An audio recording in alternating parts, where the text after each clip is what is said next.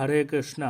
तो अभी हम चर्चा करेंगे कि जो आदि शंकराचार्य हुए हैं कुछ साल पहले, उनका ज्ञान सही है या गलत है, तो इसके बारे में चर्चा करते हैं पद्म पुराण से।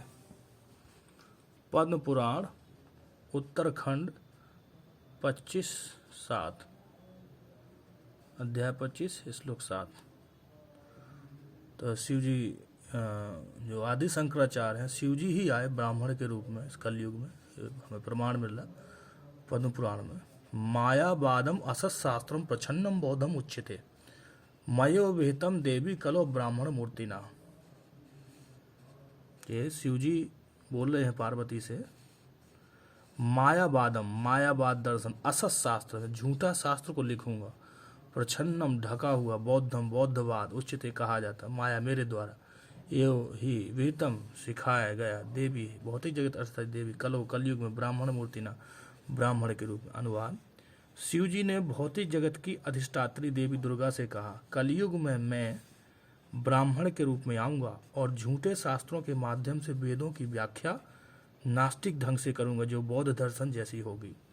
तो ये यहाँ प्रमाण मिल रहा हमें कि जो आदि शंकराचार्य हैं उनका जो ज्ञान है, विशेष करके जो शारीरिक भाष्य लिखे हैं, वो वेदांत सूत्र के जो टीका दिए हैं शारीरिक भाष्य, तो पद्म पुराण में उसको असत शास्त्र कहा गया।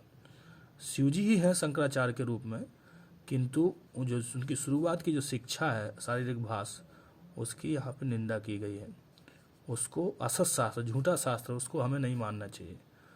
और शिव और आदि शंकराचार्य की जो अंतिम शिक्षा है, अंतिम शिक्षा में आदि शंकराचार्य ने कहा है, भज गोविंदम भज गोविंदम भज गोविंदम मूढ़मते। तो इस अंतिम शिक्षा को हमें आदि शंकराचार्य की मानना चाहिए। शिव जी ही हैं वो, लेकिन किसी कारणवश उन्होंने झूठा शास्त्र लिखा, क्योंकि बौद्ध धर्म बहुत फैल गया था, उसका खंडन करने के लिए आदि शंकराचार्य ने ऐसा झूठा शास्त्र लिखा, शारीरिक भाष्य, जिसमें भगवान को निराकार बताया गया। तो इस शास्त्र को हमें नहीं मानना चाहिए। शंकराचार्य की जो अंतिम शिक्षा है कि गोविंद का भजन करो, इस शिक्षा को हमें मानना चाहिए।